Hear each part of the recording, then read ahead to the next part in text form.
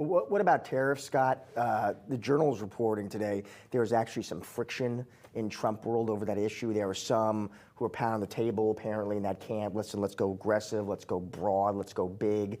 Others, they're saying, like Bessent, his pick to run Treasury, would prefer, why don't we get narrow, focused, targeted? How do you see all this playing out? Some context for that is that tariffs have been a tool in a presidential toolkit going back to George Washington.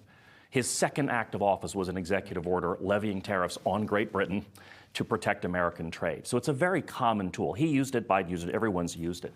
The scope with which he wants to use it, I think, is where the friction is coming from. If he steps in and proposes blanket tariffs as a matter of economic policy, I expect some members of Congress may raise a hand and say, Mr. President, I'm all on board with this, but I'd like for us to consider it as well. I think he'll end up getting his way. I mean, again, he has a majority in Congress, but we're moving into some untested territory with the use of tariffs as an economic incentive, as an economic carrot or stick. I want to switch gears to the Fed.